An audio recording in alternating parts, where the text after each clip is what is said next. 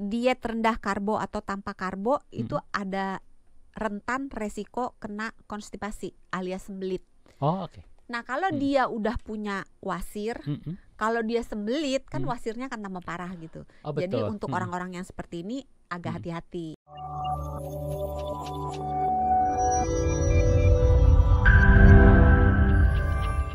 Diet tanpa nasi, cocoknya untuk orang-orang seperti apa sih, Dok? Diet tanpa nasi itu cocoknya untuk orang yang tajir.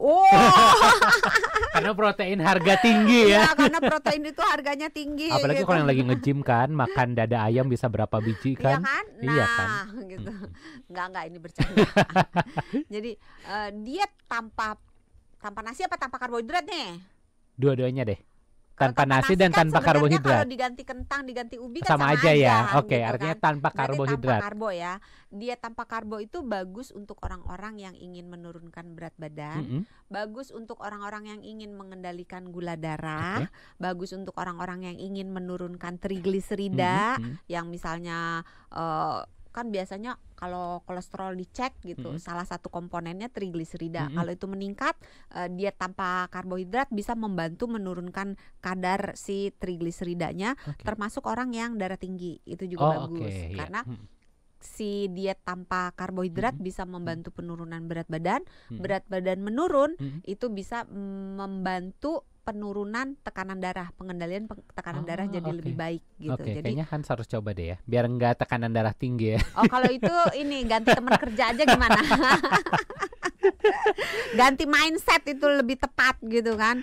Nah, terus untuk orang-orang yang punya resistensi insulin, jadi punya sindrom metabolik. Sindrom metabolik itu gula darahnya naik tipis-tipis, belum sampai diabetes. Tensinya naik tipis-tipis, belum sampai hipertensi. HDL itu kolesterol baik, turun di bawah normal. Terus trigliseridnya naik, terus berat badannya tergolong obesitas yang sentral, artinya perutnya yang buncit. Jadi lingkar perutnya itu kalau pada pria di atas 90, pada wanita di atas 80. Nah, itu kategorinya sindrom metabolik. Nah, untuk sindrom metabolik, diet tanpa karbo atau diet rendah karbo itu dianjurkan. Oke, artinya kayak tadi Hans makan padang harusnya rendang sama sayurnya itu sama cabai hijau ya. Pakai telur, pakai sayur, tergantung sayurnya apa. Kalau sayurnya kalau sayurnya daun singkong itu masuknya rendah karbo, bukan tanpa karbo. Ada ini. Karena di dalam daun singkong ada sedikit karbonya. Ganti toge deh gimana? Pada umumnya sayur-sayuran ada sih sedikit karbonya. Kalau sayur yang nggak ada karbo agak susah ya.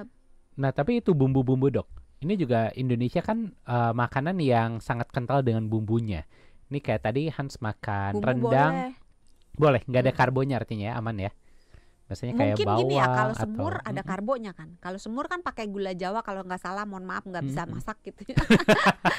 Kan biasanya pokoknya bahan bumbu masak yang menggunakan kecap manis, yang menggunakan gula dalam berbagai bentuk, gula Jawa, gula merah, gula palem, gula apalagi, gula semut, pokoknya gula pasir, semua yang bergula itu hitungannya rendah karbo jadinya.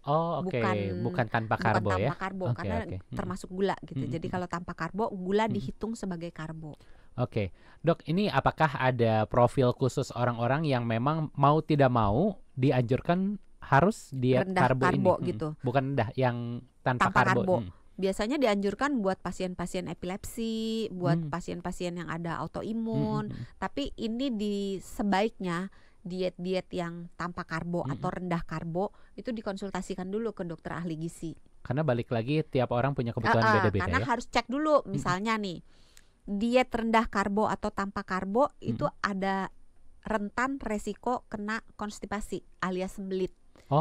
Nah, kalau dia udah punya wasir, kalau dia sembelit kan wasirnya akan tambah parah gitu. Jadi untuk orang-orang yang seperti ini agak hati-hati. Mungkin milihnya jangan yang tanpa karbo, tapi mungkin milihnya yang rendah karbo.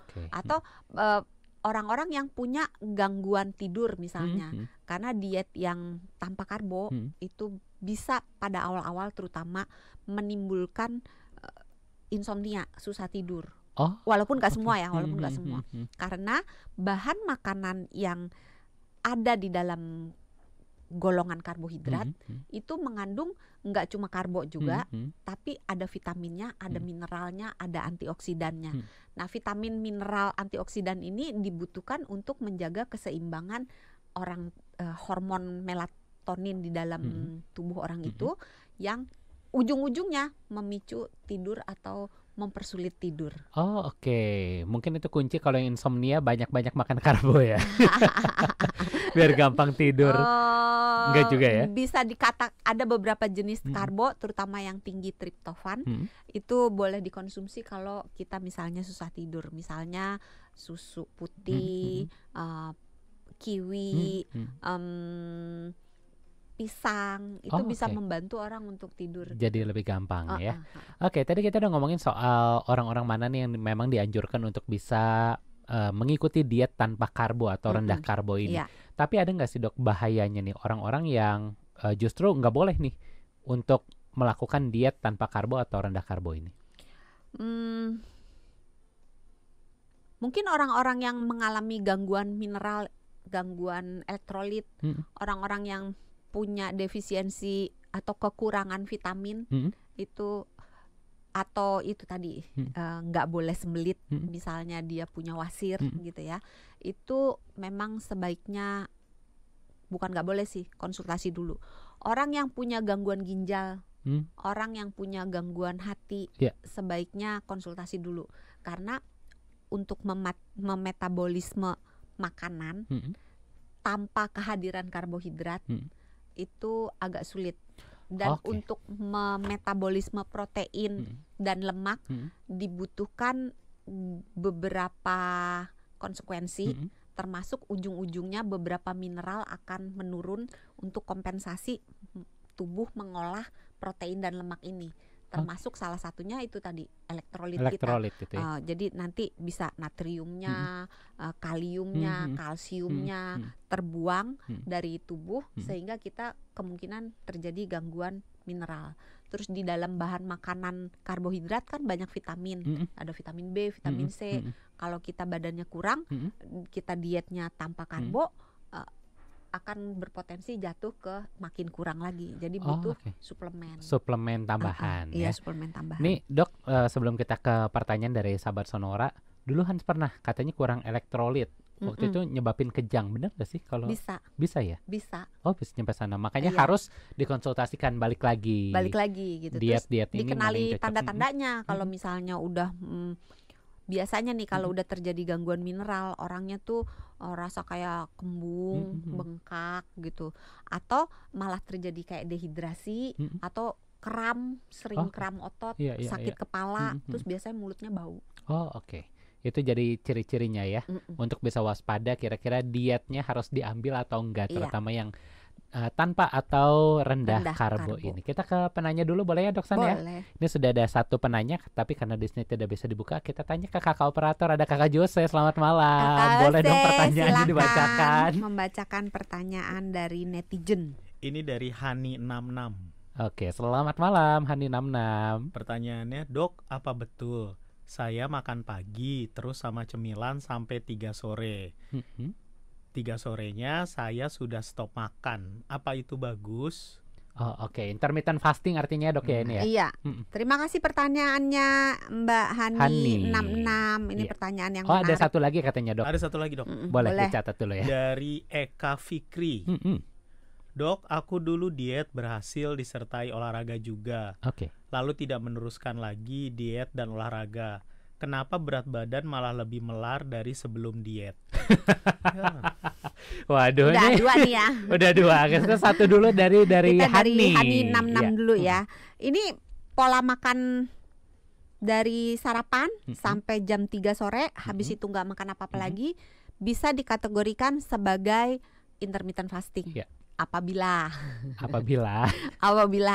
nggak makannya ini disertai dengan tidak mengkonsumsi minuman apapun yang berkalori. Jadi kalau misalnya kayak Hans tadi minum susu ada kalorinya ya. Oh, oke. Iya, berarti bukan intermittent fasting. Tapi kalau minum susunya hanya sedikit, jadi mulai dari jam 3 sore sampai besok pagi sarapan, minum susunya misalnya cuma setengah gelas, itu masuknya masih bisa intermittent fasting tapi yang dirty intermittent fasting. Nah, boleh apa enggak? Boleh. Sepanjang tidak menimbulkan keluhan. Karena beberapa orang itu tidak bisa, makanya kembali lagi dia punya penyakit enggak. Masing-masing ya, gitu. tiap orang punya profil yang berbeda-beda ya. Iya, kan ada dan punya kebiasaan yang berbeda-beda, punya kultur keluarga yang berbeda-beda. Selama tidak mengganggu, misalnya ada beberapa orang yang kalau lapar nggak bisa tidur. Saya termasuk yang kalau lapar nggak bisa tidur gitu. Kayak kita semua di sini kalau lapar nggak bisa tidur ya. Tapi kalau Mbak Hania 66 ini merasa oke kok saya bisa tidur, silahkan gitu. Tapi ketika mengalami keluhan gitu, coba direfleksikan lagi, perlu nggak sih melakukan itu gitu. Karena nggak semua diet itu cocok untuk setiap orang gitu. Betul. Jadi kalau memang nggak cocok, ganti cara dietnya. Yang penting secara pakem kesehatan tidak melenceng terlalu jauh.